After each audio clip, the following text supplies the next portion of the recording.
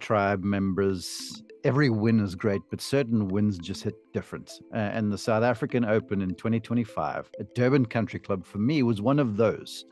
And we have the winner thereof on the line. Dylan, how's it? How are you? How are you feeling, Good, man? good. Thanks for having me on, Mark. I'm over the moon. It's been a couple of weeks, but I'm still riding the high for sure. Has it settled in? It has a little bit now. I've had to look at the schedule and where I'm going to be playing for the rest of the year, and so that's all a little bit different to what I had planned for the year. So it's starting to settle in a little bit now. Yeah.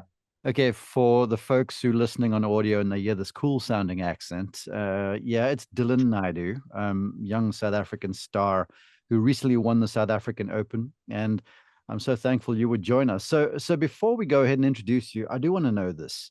And this is for everybody watching and listening, right?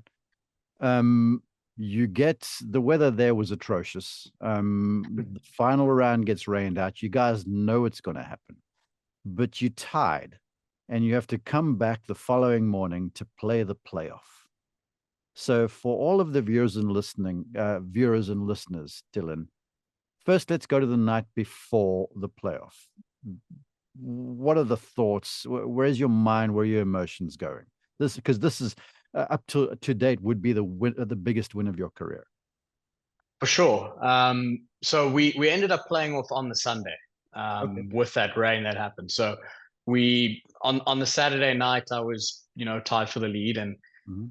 myself and my caddy kind of we're sending back WhatsApps back and forth of our plan for the day. Pin positions, where we're going to attack, where we're going to play a little more conservative, and he kind of finished off the note with just it's going to be a bit rainy, it's going to be a bit windy, and just be ready for the war that's ahead on Sunday. And we kind of didn't have forecast as much rain as what fell. It was supposed to be a little drizzle throughout the day, so I was just ready for a tough day on Sunday. And obviously the rain that fell was a little bit more than a drizzle. I mean, the golf course was Yeah, yeah. essentially flooded. Mhm. And we watched. I got there kind of maybe 2.5 hours before my tee off time, and just watched this rain fall and fall and fall, and eventually they call the players back in, and it actually got worse once they called the players back in. It just doubled down. So we had so much rain, and then following that they called play for the day. So my expectation was a Monday playoff. Right. But they were able to get kind of the 18th hole ready for us to play, and so that was the the the time that it took between when they told us it was called for play and when the playoffs started. It wasn't. I didn't really have time to like sit and think about it for too long, which almost worked a bit better for me.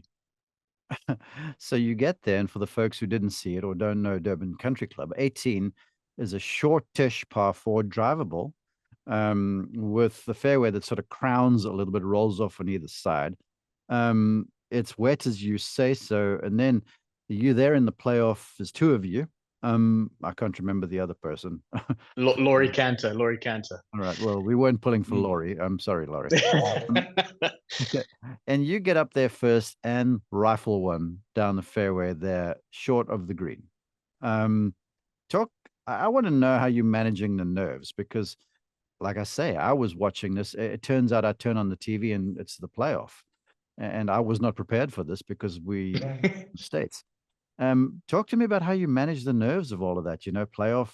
Yeah, it's obviously a big deal.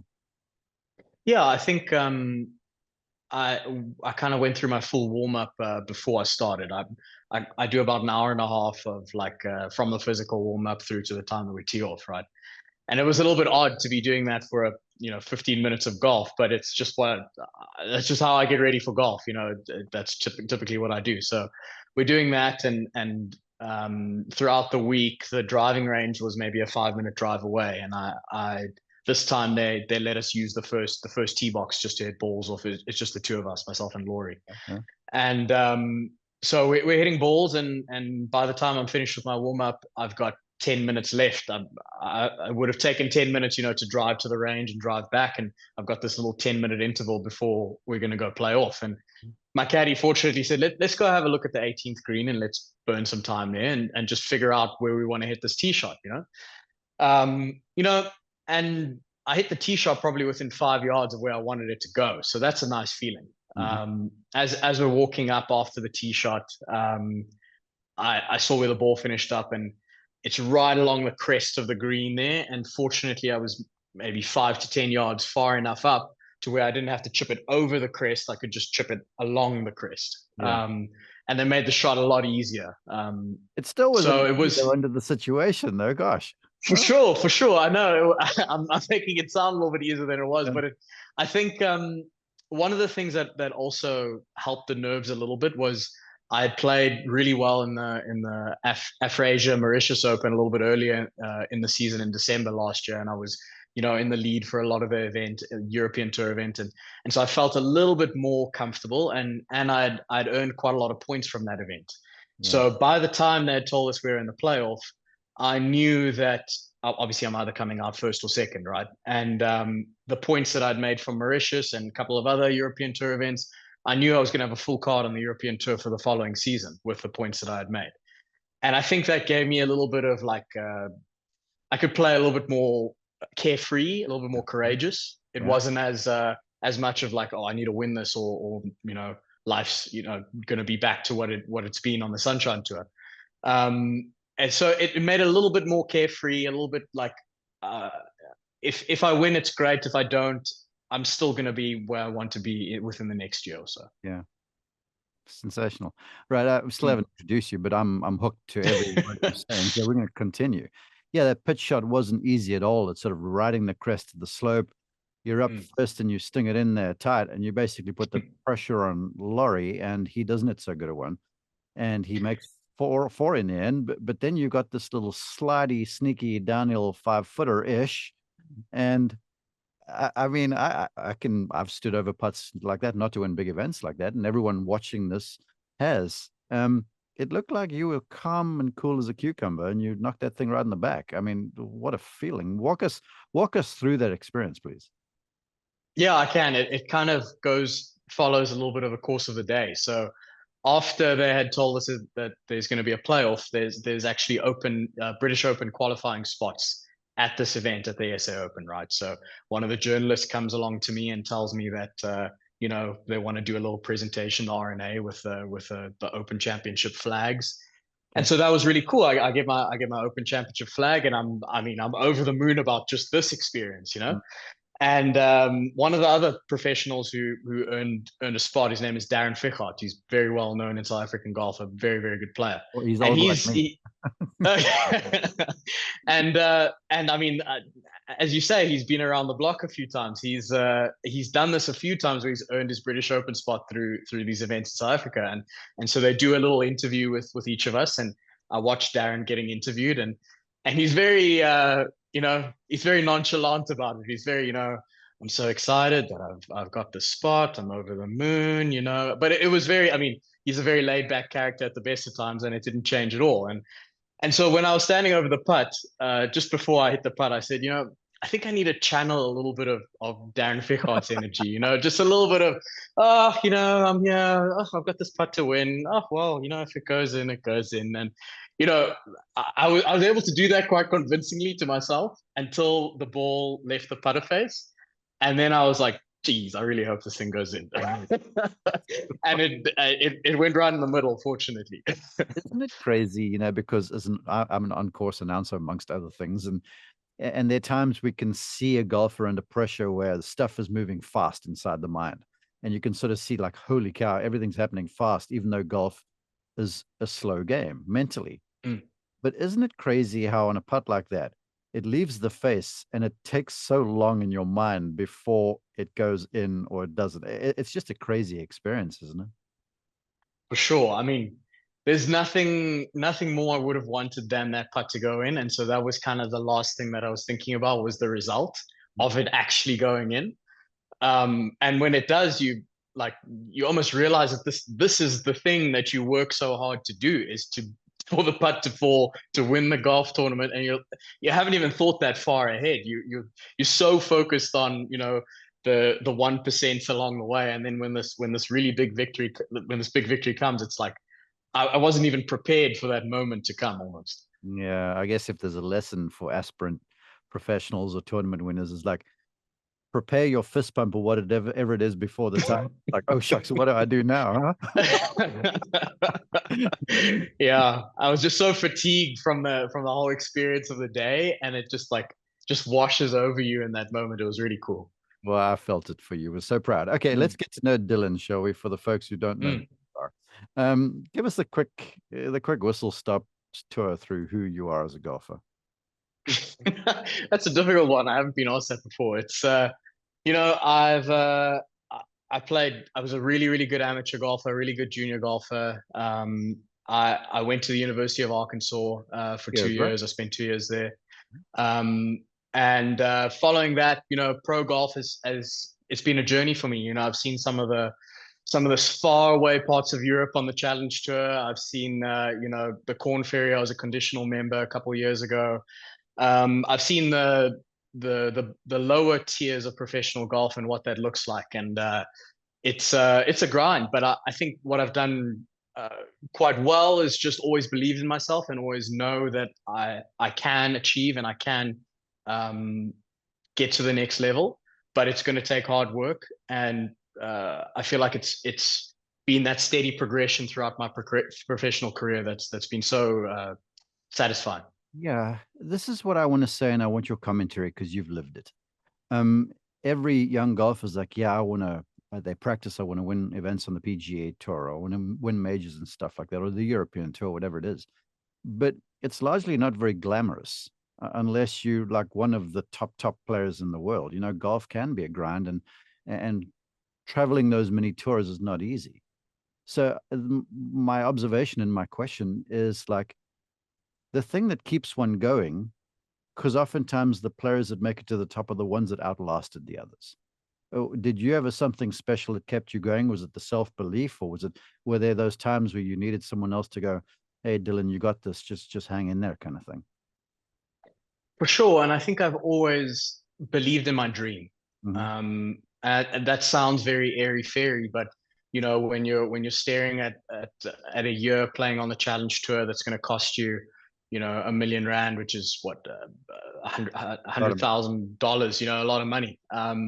You have to believe in that dream more than most people would expect you to, almost at that point. I think the thing that's so difficult is that you you don't see the limelight when you're in those lower places. You see everyone else who's on this grind with you. You get one or two stories of guys who eventually get up to that top level, but it takes a lot of routines, a lot of processes, a lot of belief in structures that you're putting in place. And I think that's what I've done really well in my time is create good structures. I've always wanted to create good processes that I feel is already at the next level, so that when I get there, it's not like, oh my goodness, I'm on the European tour. I'm going to do the same things that I was doing on those lower stages. Yeah, that's a good take. Because as I've watched you from afar, you've always given off those like I'm in control, I've got it vibes.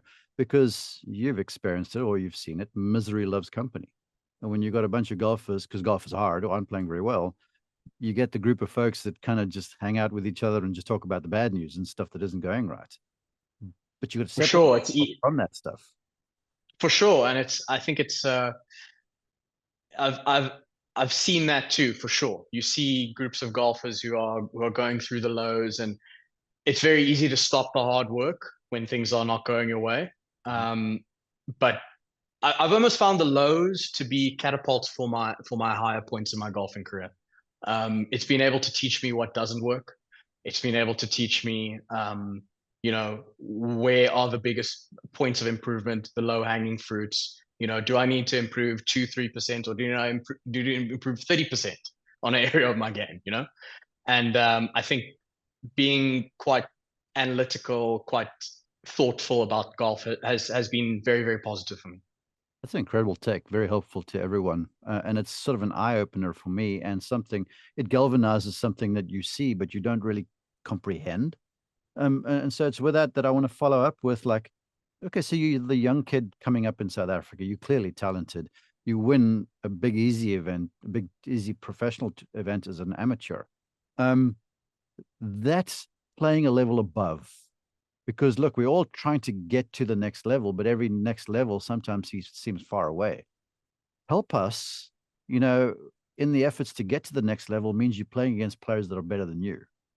To lift yourself to the place mentally and emotionally, has Dylan Naidoo got some sort of an insight or key there that can help? Like I said, I think I've always believed that if you prepare like you're already at the next level, then it doesn't feel like a step up when it's time to get there. Um, you know, to be frank, when I was playing in that Big Easy event, I felt like I was the best player there before Oh. I even teed it up. Yeah, I was playing great at the time. I was playing super well as a junior, as an amateur golfer, and I honestly believed that it didn't matter who I was going to play against. I was still a bit of a cocky kid, honestly, but I think that at the time it was just it was a nice celebration of my golf. The form I was in at the time was amazing. I came second at the Junior World Cup in Toyota in Japan just before that to Joaquin Niman actually on live. Mm-hmm. And I'd eventually just been chosen for the South African Eisenhower team, and it was kind of a one of those periods of my golfing career where I look back and go, oh, I was playing super well at the time. Okay. So then you do go off to college for a couple of years. I've been a college coach, was a college coach for a while. It's not an easy transition for the international kids to come to the States. I mean, it seems all cool and such, but it's a big step, and there's a lot of culture change and that sort of thing. Looking back, I'd love you to share maybe a lesson or two that you learned from your time out there in Little Rock. Sure, it was in Fayetteville, University of Okay. Arkansas. So so we were a good team. I mean, it was a really strong roster that we had at the time, and I think it was easy to get lost in the college system for me. In that, I felt at the time I was very golf focused. I felt like I lived and breathed every good and bad result that I had in the golf course. And it felt like my self esteem was a little bit too attached to my golf results. Mm-hmm. And I think the culture of the team at the time was a little bit like that too. Like if you're playing great, you're everyone's celebrity, and if you're not, people just kick you to the curb. Mm-hmm. And I think the thing that I learned the most during my college time was one that I need to separate myself from my golfing results from a self-esteem perspective. And I think that gave me a lot of confidence in building a good process, learning that process is far more important than results. You know, I've had a few kids, South African kids who've asked me for advice now, Yeah. who've said, oh, the college coach is not picking me for the team. I'm so frustrated. I feel like I should be playing. And I think sometimes they get surprised by my response being that you're not good enough right now in this moment. And you have all the tools at your disposal to become a better player. And so do it. That's sometimes a little bit of a like, oh my goodness, really? Like you're telling me that you're not listening to my sob story. You're not feeling sorry for me. But I think the thing that I learned the most was that disconnect from my results and my self esteem, and just separating those two things. Oh, I wish you were on my team while I was coaching. Let's go now into this because, well, one, I read that you competed in some math Olympiad when you were a kid. So clearly you're a deep thinker. And so I'm curious about the whole college and golf thing. But then I understand too that you're a bit of a golf swing junkie and you're very technical in your approach. Now, my first question is, and this is for all the listeners, because I've taught golf since like 1995, and I've seen all the comings and goings. But the older I get, sort of the wiser I get, and the more I get wise, I recognize that this technical stuff's important, but you've got to bring a playing aspect to everything you're doing. So help us navigate that too, because nowadays with the advent of the internet and podcasts like this and stuff, information is rampant. But Mm. figuring out what's applicable to you is to me the key because there's so much stuff out there. Your insights, please. I think there's two things that I've really found beneficial for myself as a golfer. First of all, the golf ball doesn't lie. Yeah. The ball flight of the golf ball does not lie. So when you say that, okay, the golf ball doesn't lie, you're missing it left, you're missing it right. How do you put a full picture of what's going on. And I think the best way to do that is through stats and through having a good understanding of who you currently are as a golfer. I think that's the first step to building performance. Mm-hmm. Once you've done that, it's easy to get involved with, the club face stability and rates of rotation and blah, blah, blah, all the fun, nerdy terms. But I think sometimes the smaller little tweaks are what's more necessary for a player than big overhauls. And I've seen it with players who I consider them at times to be far better than me, who've undergone, massive swing overhauls and tried to look prettier, and at the end of the day have become worse golfers. I've seen I that. think that one of the things that I've seen with myself, probably in the last 2 or 3 years, I've become a slightly worse ball striker, but my scoring average has gotten better and better and better. So what are we putting that down to? A couple things. First of all, becoming a much better student of the short game and understanding what I need from a putting perspective, from a short game perspective, understanding that, building a good plan, and I see my scoring average would get better and better every single year. And then secondly, one of the things that's been very positive is understanding equipment too. Yeah. And building a picture of what equipment can do to change your dispersion on the golf course too. Yeah, brilliant. I want to go back to, I mean, there's so much insightful stuff there. I love student of the short game. I'm going to use that if it's okay with you. For sure. The small tweaks versus the big overalls, because the big overalls, it's so easy to hook up with a teacher and he goes, well, yeah, and yeah, and yeah, and this and that. And then you're like, oh, okay, cool. Because we all desire for better. And we're like, okay, we believe this is going to make a difference. And I'm so excited that you would recognize that actually you might not hit the ball as well as what you used to, but you're scoring better. Because every decision that must be made must be with a view to improving the ball flight and scoring better. So you talk about using stats for success and good decision making. There's a discipline to me in that, because sometimes you can look at a thing, go, ah, whatever, and then just go ahead with whatever you were doing because that seems cooler. Talk about the discipline to look at this and go, okay, I'm not going to take this personally, but this is just who I am. It's a snapshot of me, and I'm going to really react to this and do the appropriate thing. For sure. I think that is exactly how I've been with it. I've used it as this is who I am in this present moment. Mm-hmm. That doesn't mean this is who I'm going to be in the future. Doesn't mean this is who I was in the past. This is who I am now over whatever 3 to 6 month period. Okay. Can we build small changes that are going to improve me 0.3, 0.4 of a shot over the course of a round? Because in the pro level, that is a huge step. Mm-hmm. Huge step, 0.5 of a shot per round.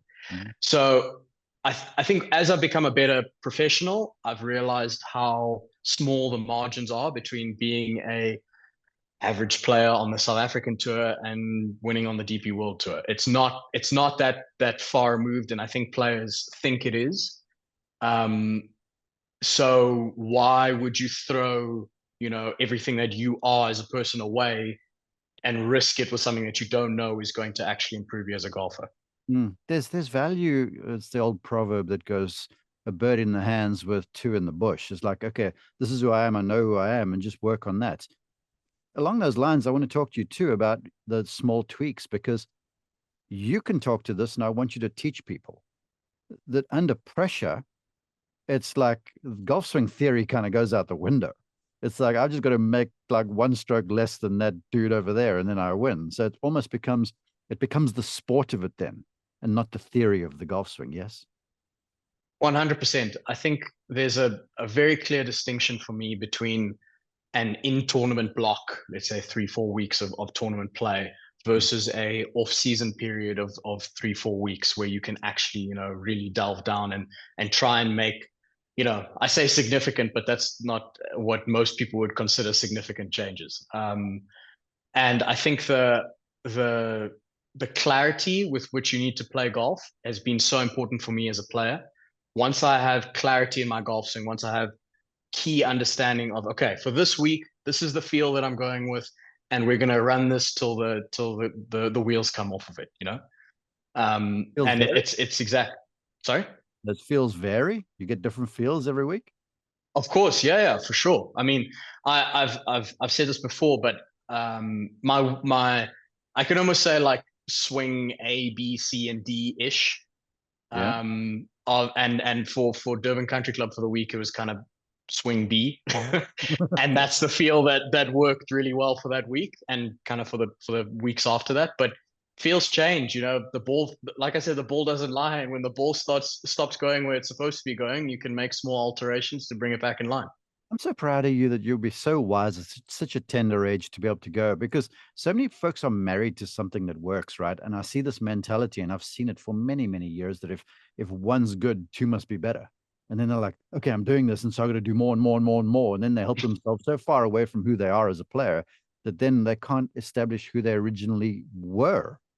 Is that what you're sort of saying to me? For sure, yeah, and I think just the concept of knowing that I am enough, that Yeah. I will figure it out, that it's not, I don't need to be someone that I'm not. I don't need to be a player that I don't need to be Tiger Woods. I need to be Dylan Naidoo, and I need to just find the best version of Dylan Naidoo and the skills that I have available to me for this week of golf that I need to play. That doesn't necessarily mean that I'm going to be happy at the end of the week with what I've got. You know, maybe I've only got my B game this week, but let's make it, you know, the best B game I can possibly use for this week, and then go back and make it A for the week after that. You know. Brilliant. Hey, you talk about the golf ball that doesn't lie, which is gospel truth. I want to know this in terms of, because you'll hear, and I feel like Tiger Woods almost ruined a lot of golfers, where he's like, I've got to have my 9 shots, you know, high for everything from high draw, high fade. Yeah, yeah. I see you shaking your head, audio listeners. He's shaking his head and scratching his head right now. So you are the kind of guy that takes more ownership of one and does one shot well, or do you go and try and work on everything? No, I'm very, very much a one shot guy.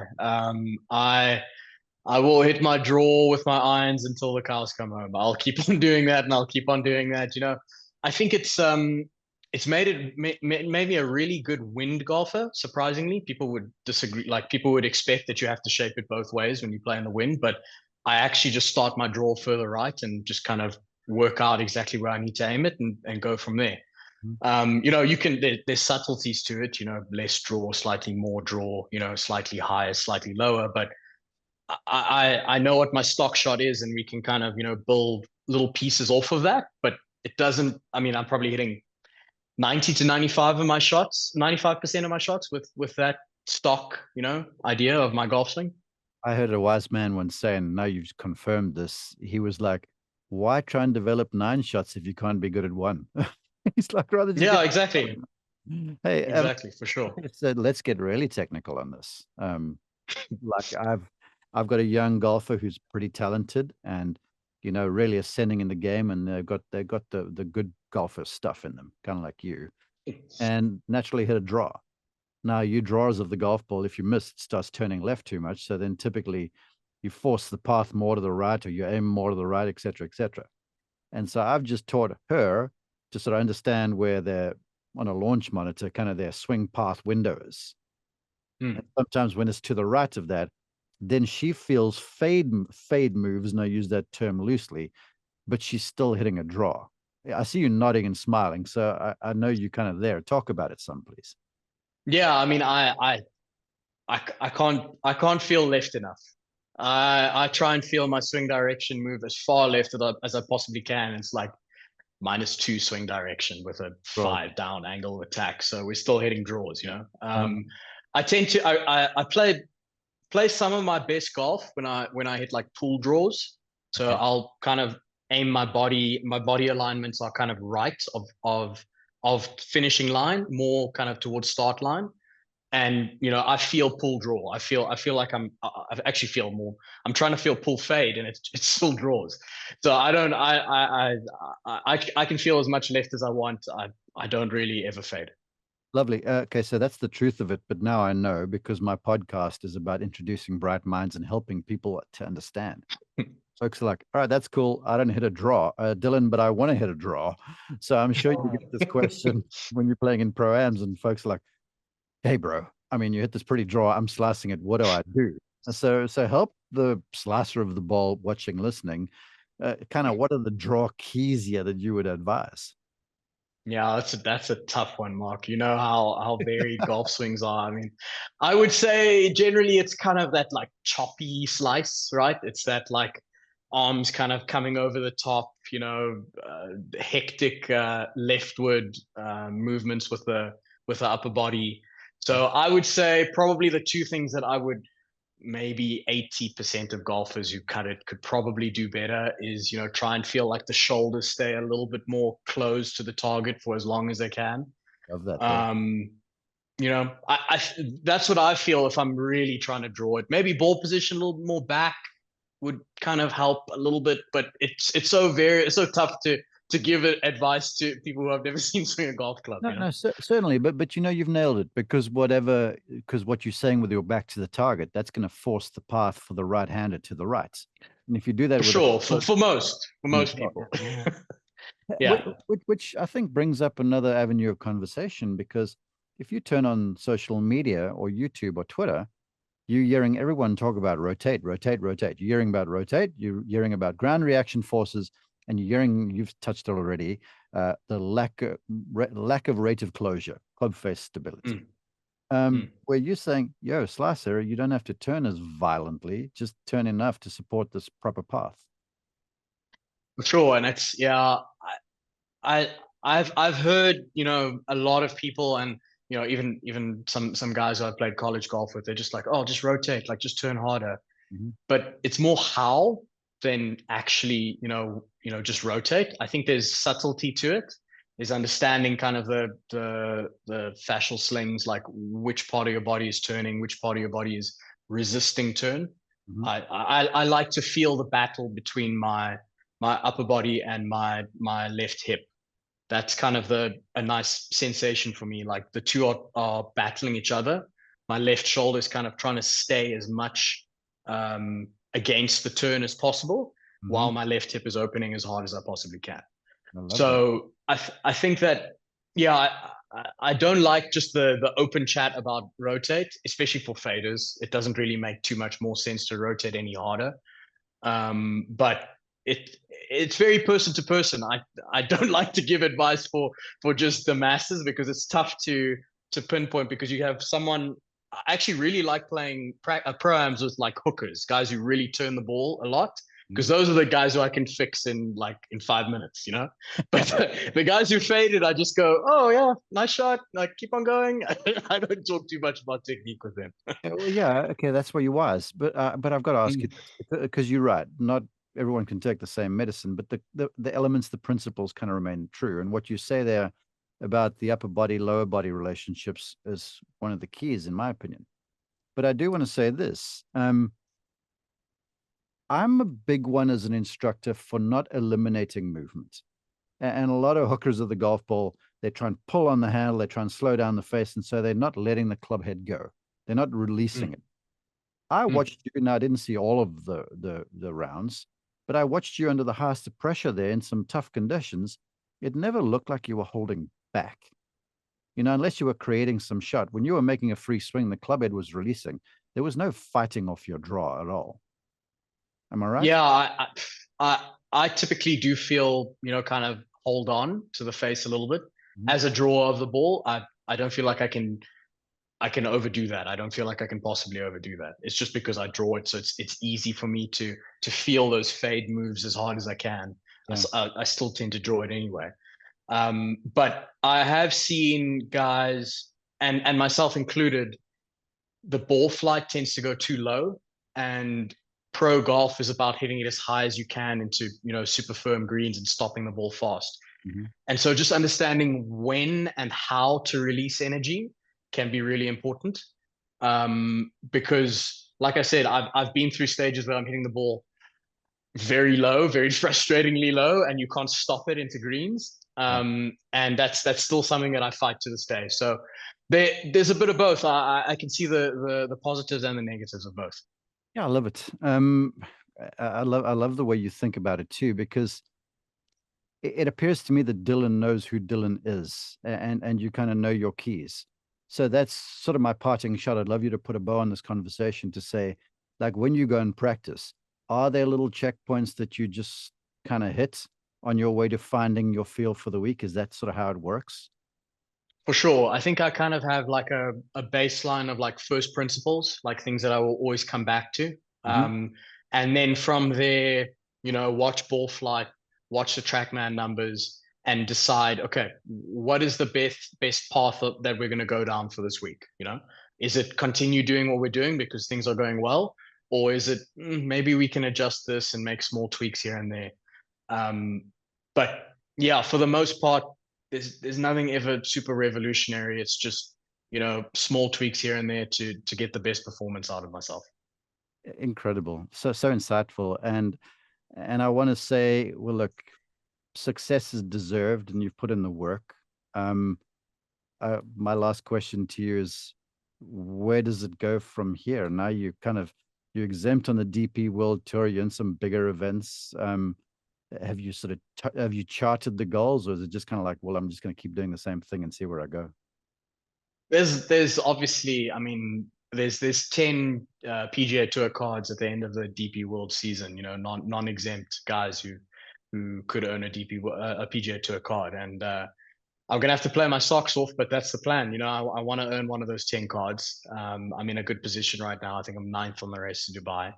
So yeah, it's a dream come true. This winning of the SA Open, but there's so many cool goals to achieve this year. I'm so excited to gain experience and hopefully play well along the way too. Well, when you achieve that PGA Tour card at year's end, I will be the first one to take you to dinner here when you're in the United States. Dylan, I'll hold you to yeah, no, it. promise. I love to see South Africans coming through. For the folks who want to follow you some more, is there a website? Is there social media? How do they get more of Dylan Naidoo, please? Yeah, I think I'm most active probably on Instagram. It's Dylan Naidoo 98. Mhm. And I'm also on Twitter at Dylan Naidoo, but more football content there. I'm a big Arsenal fan, so yeah, yeah, I'd say Instagram's the best place to find me. Dylan Naidoo 98. How do you become an Arsenal fan? Most South Africans are Liverpool fans for some reason. Well, how did this? My granddad was an Arsenal fan. My dad is too, and it's kind of it's come along to me, and I love it. It's such fun. Right, go Gunners, and you keep gunning here in 2025 and beyond. Thanks for joining us. I really appreciate you. Thanks, Mark.